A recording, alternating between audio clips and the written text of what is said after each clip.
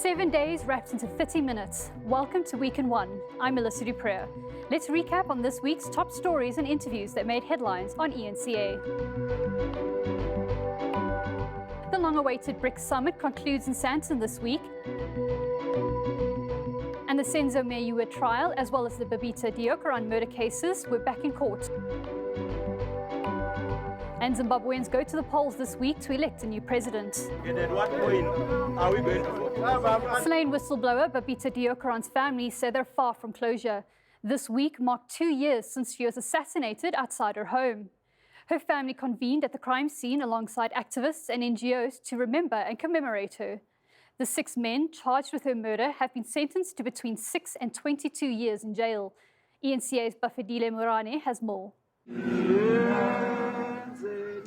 Babita Deokaran, a dedicated public servant who stood against corruption. Her dedication and firmness led to her death. On the morning of 23rd of August 2021, after dropping off her daughter at school and picking up her house helper, Deokaran was gunned down in a hail of bullets outside her Winchester home. An assassination that left her family and many across the country in shock with many unanswered questions. 2 years later, her family still vividly recalls the incident. When I did get here, Babita was already in the ambulance by then. And that was the last that we saw of her. She was conscious still in the ambulance. And I still remember telling her, don't worry, you're going to be okay. And then the ambulance closed the door and they went off to the hospital. But then later on during that day, she did pass on. Although her killers were brought to book, many questions still remains. The key one being, who were the masterminds behind her well-planned murder? Until the people who paid the gunmen are exposed and also equally prosecuted, that will be justice for Babita. Closure will only come when the companies who benefited from all of these corrupt practices are hauled before the courts, their businesses closed, blacklisted, and likewise imprisoned as well for all that they have done. Babita Deokaran's assassination continues to leave whistleblowers in fear. We don't believe that the government has done enough. So I remember Judge Albie Sachs once saying that the Constitution is just a pile of papers until we act upon it. So there's a lot of piles of papers with regards to whistleblowers, but no action. Deokaran's family says they've pinned their hope on the National Prosecuting Authority to use information received from the 6 incarcerated offenders to find those who ordered the hit. Bafedile Moerane, Johannesburg. The murder trial of football star Senza Mayure continued this week, and the spotlight remained on how the police handled the crime scene. ENCA's Mangoba Ngunu was in court and has the latest. The reason why Mr. Mosia did not find this bullet, it's because it was not there when he inspected the area, and it was planted by the people who were moving in and out of the scene after he had left and before your arrival. How I found the bullet, my lord, was by shifting the glass jars. That's the argument by the defense in the Senza Mayure murder trial, which insists the crime scene may have been compromised. Lawyer for accused number 5, Gareth Edwards, on the police's failure to properly secure the crime scene. My point is that bullet was not there, and it was placed by people who were moving in and out of that area since it was not closed to avoid tampering with the crime scene before you arrived. I won't be able to speak about something that happened prior to my arrival, my lord. And the bagging and sealing of the bullet also came under scrutiny. From your evidence, the brown envelope, it's easier and it's possible to tamper with the seal of that envelope.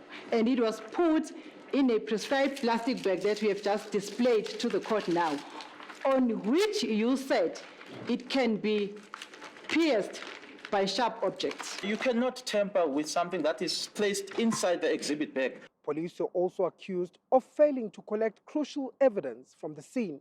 Did you do the swabbing on the bullet projectile? Did you do any swabbing? Kwi-projectile leyana ingabe khona iswabbing eyenziwayo. Msiya ayikho i-swabbing akayenza mhlekazi. Msiya did no swabbing there.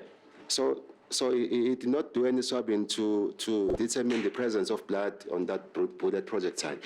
No swabbing was done.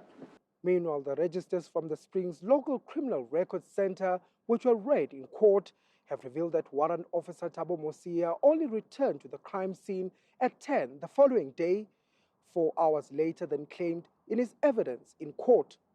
The trial resumes on Thursday. Manqoba Mchunu, Pretoria.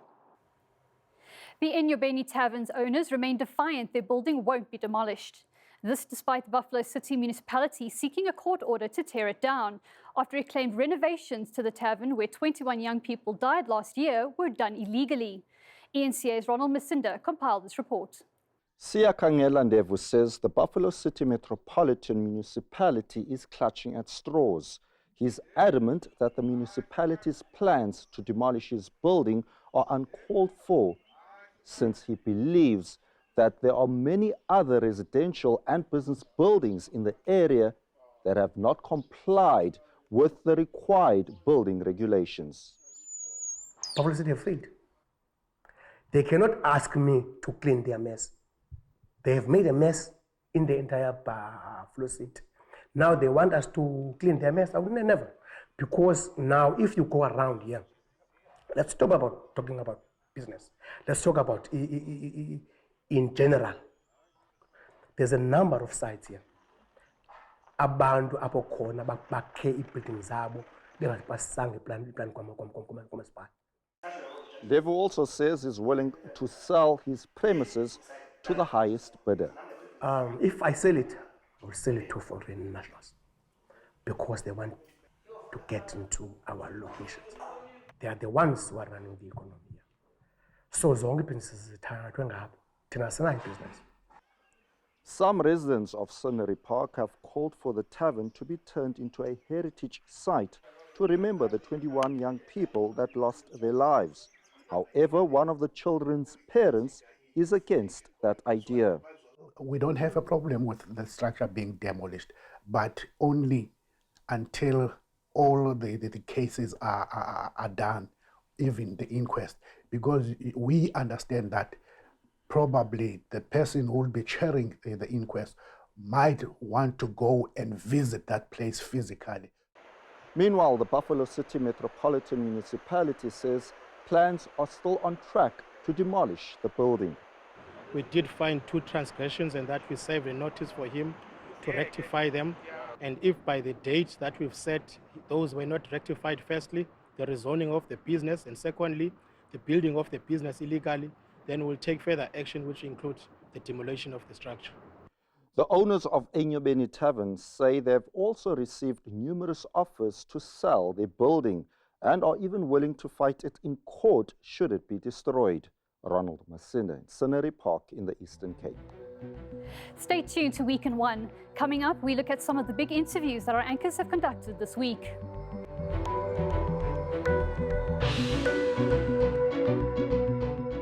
Welcome back to Week in One. I'm Melissa Dupré.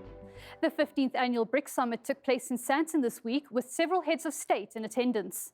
Expansion topped the agenda as 6 new countries joined the bloc. ENCA anchor Rafiwa Madzena has been at the convention centre keeping us abreast of the latest. Coming to you from the Sandton Convention Centre. So this is one of the most important summits, many would argue, Gareth, because there are very important conversations that are happening around developing nations and how to expand their economies without the reliance on the global West. So creating a global South powerhouse that will develop economies and different societies and sectors that are crucial for the direction that the world is taking. So yesterday we had the BRICS Business Forum, which had a range of panel discussions throughout the day, discussing various sectors and opportunities for growth. So there was a focus on agriculture, there was a focus on alternative energy provision, but also very importantly, Gareth, a focus on small and medium businesses. So we do know that countries like India are very small business focused, and those are the big creators of employment employment. So there was a panel discussion that focused on that, and also the financing institutions that are going to provide financing models that will accommodate and, of course, create a conducive operating environment for these small businesses. So we had a panel discussion simultaneously, actually, in Cape Town on a similar topic, which included the just energy transition as well, with the Development Bank of Southern Africa, as well as the BRICS Bank, the new development bank, which many have argued is an alternative to the IMF or the World Bank, but really just giving developing nations an easier access to financing with a criteria that won't necessarily be as stringent as what we find with the World Bank or the IMF. Despite the expansion being welcomed in many circles, international relations expert Patrick Bond says things have not been going well for the group. He spoke to ENCA anchor Baron Hafke earlier this week. Let's just get your general opinion from what you've seen so far and what can we expect from this meeting? Oh, it's up and down, right? It's a schizophrenic situation. And just to say on the last report on the Chinese supply of especially renewable energy resources, it's fantastic. I spent last week in northern China, Yinqiang, at an academic conference, and you could just see the rollout of the solar and the wind in a very underdeveloped area near the Mongolia border. And it's really impressive. The other thing that the Chinese have done to drive our own transition is when 2 years ago, if you may recall, Xi Jinping, the president, said that he would no longer support coal-fired power plants on the Belt and Road.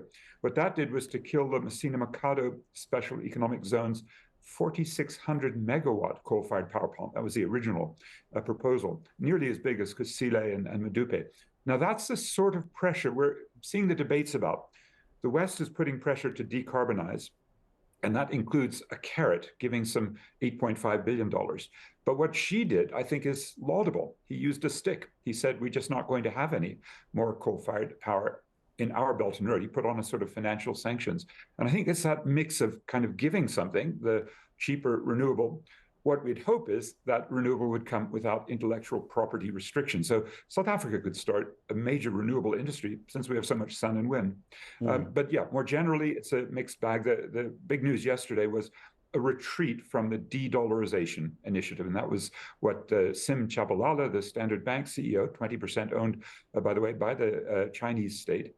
And that bank had been expected to become more ambitious, especially as a renewed international reform of currencies, monetary systems, and finance has been under discussion. However, what Tshabalala, backed by the finance minister, Godongwana, said was that we're just not ready. And I think that's true. I kind of predicted that there was too much hype about the de-dollarization and indeed even about having a BRICS currency and about including the sharing of local trade-related currencies where there's terrible imbalances.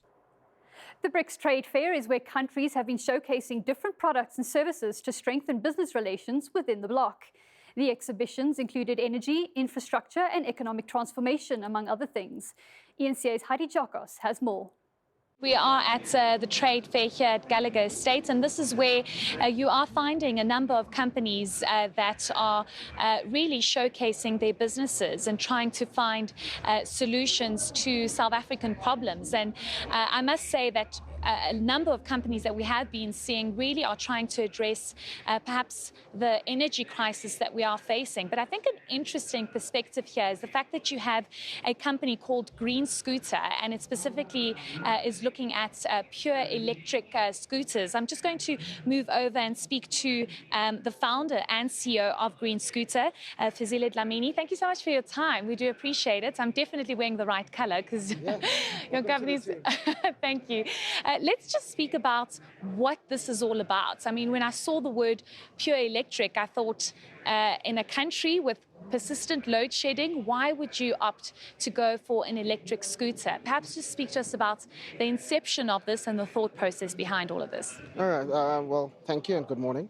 So the reason I went electric was to try and give and provide efficient transport options, looking at the environment and the ecosystem that we are in, and knowing that where the future is going, I wanted to focus on positioning Africa first in different aspects, be it technological or ecosystem building. And I mean, I think as well, when we're developing the product, the business, it was focusing the job to be done, moving people, moving goods, the pains that we want to take away, which is things such as, the cost of transport being ridiculously high. And lastly, it's the gains, net margins. So that is what matters most. And we can talk about the environmental side of things, but that's also a long rabbit hole. Stay tuned to Week in One. Coming up, the latest on the SAMU strike, as well as presidential elections in Zimbabwe.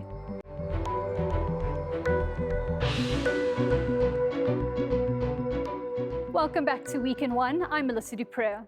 Strike action by municipal workers in the city of Tshwane has been on the radar this week.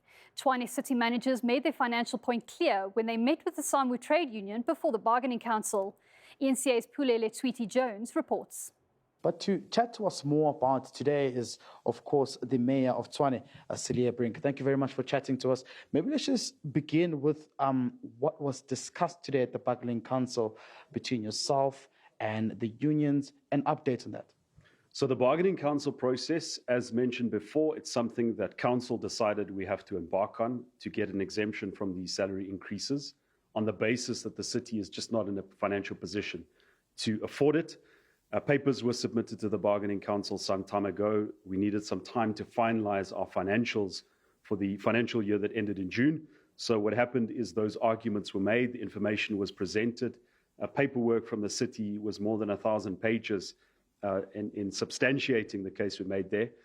SAMU, I am informed, raised a number of what they call preliminary issues, points in limine, about procedure, which the council indicated they need some time to consider on the papers, and so there will be a continuation on the 30th of August. So this matter has now been postponed to the 30th of August for further deliberation? In essence, yes. Yeah. And what does this mean for the city then? So it means that we follow the process. I saw earlier this week that SAMU's secretary in Tshwane called on workers to return to work. In week 5, that's a bit late. I think the unfortunate thing is that by coming out too late to encourage workers to return to work, there's been a breach of trust. And unfortunately, we haven't seen an end to the strike. The unprotected strike is still ongoing, even as the bargaining council is looking at this case.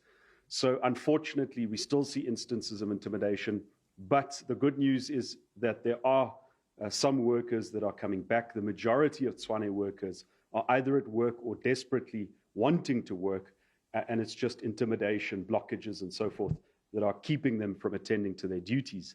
We hope that as we move on, as the case at the bargaining council is being presented, that more and more workers will return to work. It's not just in their own financial interests, because the principle of no work, no pay applies. Also, there will be continued dismissals unless folks return to work and don't have a good excuse. It's also in the interest of the city. It's about the communities that we serve. It's about having a city in the next decade. Voting takes place in Zimbabwe this week, but it wasn't smooth sailing as voting stations ran out of ballot papers, forcing voting to be extended for a second day. Opposition leader Nelson Chamisa says this is all part of a plan to rig the vote. ENCA correspondent Pindai Dube reports. This is Hagi Park Primary School, one of the polling stations in Harare West constituency. People have been sitting since 7 a.m. in the morning after the opening of the polling station, but there is no voting. And at what point are we going to vote? And people are traveling from far distances. And it will be difficult for them. Half past 2. From early in the morning. We came here at 7, before 7 in the morning, wanting to vote at Hagi Park Primary School. And we were told the ballot paper for the councillor is not yet ready. He's just sent a message that they have been printing. I came here at 6:30 in the morning to cast my vote. Usually from the past election that we had, I cast my vote early in the morning and spend the rest of the day doing other stuff. But today it's been so disgruntling because even the elders, they're here, they're sitting, they're also waiting to get to vote. But unfortunately, because they are diabetic, they have had to go home. But still, they are not disgruntled. They're still waiting to come and vote. Whatever time we're going to start voting, we are all going to be here because this is not right. And we feel we are being sabotaged. People are still seated and they are tired. Some are giving up and going home. Pindaiduwe, Harare, Zimbabwe. Following up on the Zimbabwean elections, opposition leader Nelson Chamisa has assured his supporters of victory. ENCA anchor Gareth Edwards spoke to Sipho Mantula, African politics expert, about the elections. Once again, and I feel like this is always the story with Zimbabwe elections, there's been intimidation, there's been accusations by the opposition, they haven't been allowed to campaign properly. I feel like we've been here before. How do you feel? Refreshing morning and Jumbo Africa, Gareth, even to your viewers. I think what we have been going through, it is the nature of elections in Africa where you have a prevalence, you have those tensions. But what I've picked up from Zimbabwe is that they have the systems, they have what they call the multi-party liaison committees, that whenever you have crisis, whenever you have violence, whenever you have intimidation, removal of posters, they must use those systems that they do have. And this is for the first time, Gareth, since their 2013 election. So we don't know, maybe the media doesn't report it, but as you have said, this is the tension that goes before the elections. Now it is the voting time, Gareth. One will say that maybe we have moved from that pre-election campaign period. We are now in the voting process. As you are aware that in the last 50 minutes, they've opened their voting stations. That's where you will understand that post-elections, the counting also, you must understand, also triggers the tensions among political supporters of different political parties. But it is important that there is a code of conduct that all political parties must abide with in any election in an African continent. And what is the temperature that you're reading as far as which way this election could go? I know it's never a good thing to start calling elections. It's not what I'm asking. I'm suggesting, how are you feeling since the last elections, what the population of Zimbabwe could want? Do they want stable and steady, although not a great government, or are they looking for change? Gareth, what I've seen, change, it is painful, but change has been there in a sense that when you look at two candidates, Mnangagwa, Chamisa, they are all talking about economic recovery of Zimbabwe. Chamisa goes further on social justice, but Mnangagwa strengthened on fighting corruption. And that ends this week's edition of Week in One. From myself and the team, stay safe.